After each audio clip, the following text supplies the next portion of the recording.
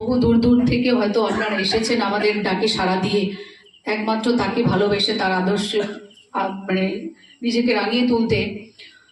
তো আমরা এই চেষ্টাই করব। তো ঠাকুরের বিষয়ে কি বলবো, সত্যি বলার তো কিছু নেই।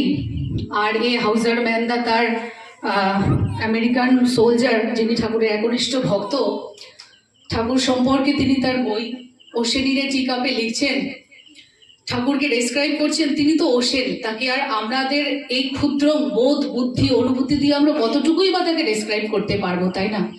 তবু চেষ্টা করব।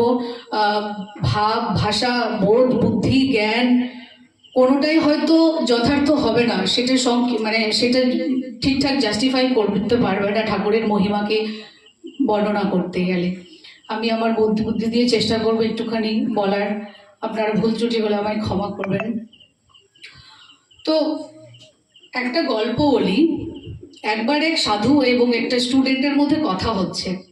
তো সাধু আর স্টুডেন্টকে জিজ্ঞেস করছে, তুমি আজকাল কি করো? তো স্টুডেন্টটা বলছে, আমি পড়াশোনা করছি। তো সাধু জিজ্ঞেস করেন, পড়াশোনা করে কি করবে? তো বলছে, আমার পরীক্ষা আছে তাই পড়ছি। তখন সাধু আবার জিজ্ঞেস করছেন, পরীক্ষা দিয়ে কি হবে? তো বলে, একটা ভালো সার্টিফিকেট পাবো। সাধু আবার জিজ্ঞেস করছে, সার্টিফিকেট দিয়ে তুমি কি করবে? তখন স্টুডেন্টটা বলছে, জব পাবো। তারপরে সাধু আবার জিজ্ঞেস করছেন, জব পাওয়ার পরে কি করবে? সাধু আবার বলছেন, টু লিভ লাইফ, জীবন যাপন করব। সাধু আবার জিজ্ঞেস করছেন, জীবনটা কার জন্য? তখন ও একটু বিরক্ত হয়ে গেছে অনেকক্ষণ প্রশ্ন শুনতে শুনতে। ছেলেটি বলছে, মরতে তো পারি না, বাঁচতে হবে, সুইসাইড করা তো মহাপাপ, তাই বাঁচার জন্য টাকা লাগবে। তখন সাধু বলছেন, আরে বাছা, চড়ছো কেন?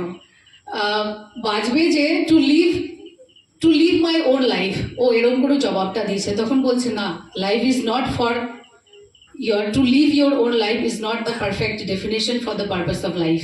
তাহলে আমরা কি করব? তিনি বললেন যে live for others, live for others.